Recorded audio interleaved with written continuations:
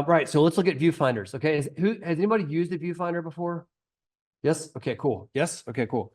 So like this is a viewfinder right here. All it is a window, and then if you want to make it fancy, you just put some fishing line or dental floss on there. I prefer the mint flavor.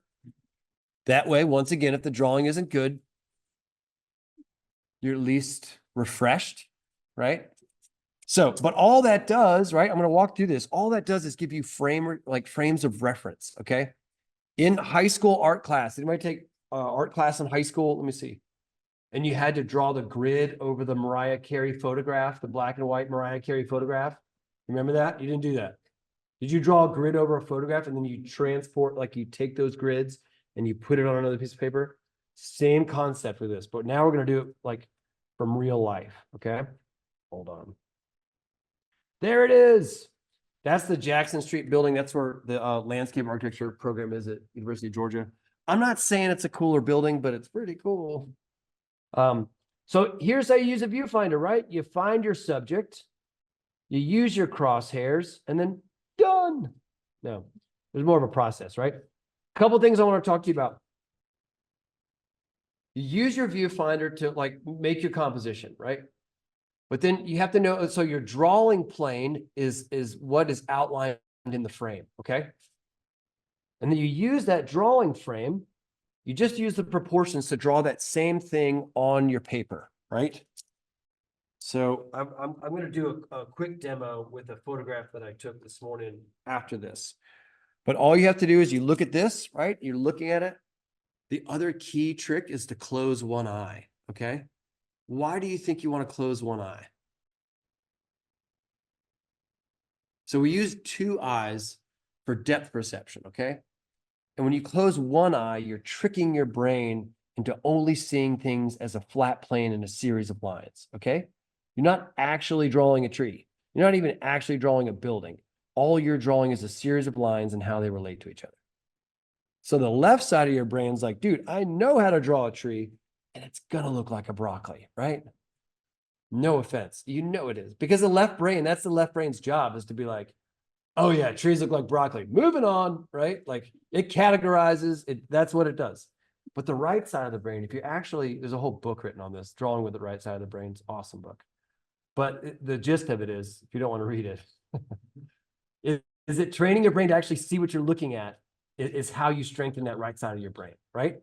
And so you draw out, you take your little thing, you close one eye, and you start to look at somebody, and you're working out a composition, right? And then you draw that same size. It doesn't have to be the exact same size on your paper, but the same proportion. So it could be bigger or smaller than that. A lot of times my viewfinder is pretty small.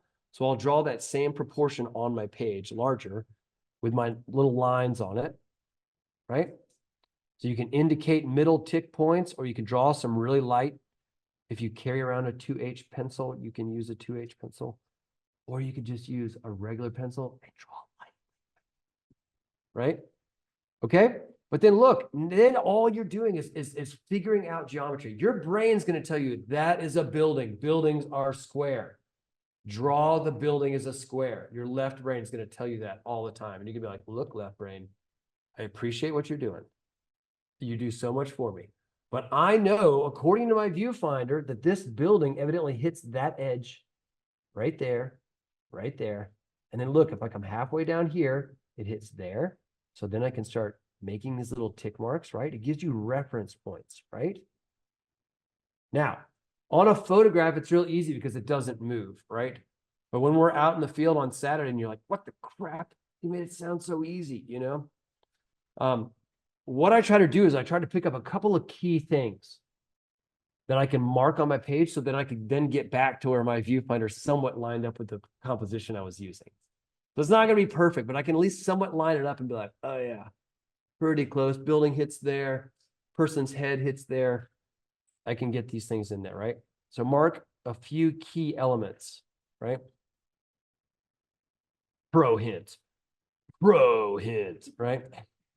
And then I see, this is the thing. When I teach drawing, I don't even teach perspective until I have a work with the viewfinder. Because I can teach you all the rules of perspective. That there's vanishing points, and this, but when you get out and you start drawing in the real world, your brain's like, I don't know what they're talking about. That building's a square. I'm drawing it as a square.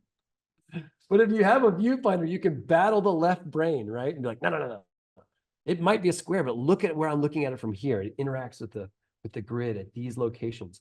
I can see that, right? The other thing that I will talk a little bit about is eye level, right? Anytime you're looking at something, it's key, whatever bit of architecture is occurring right at my eye level, if it's brick, like coursing, it's going to look flat right where my eye level is. And then everything above that is going to bend to vanishing points. And then everything below that's going to bend to vanishing points, unless it's a 1 point perspective. But who draws 1 points? So most of reality appears kind of like 2 points. So I try to find that eye level, because then I can know everything above that is going to slope over here to a vanishing point over here or over here. It's also going to come up and bend up from below my eye level and down from above my eye level, right? You can kind of see it happening here. Everything above my eye levels kind of pointing up, and then everything below is kind of pointing down. Okay? And then I just kind of keep building on these things. All those little marks, I'm going back and forth. I'm looking at the thing, then I'm marking these down, then I'm lining it back up and ticking these things off.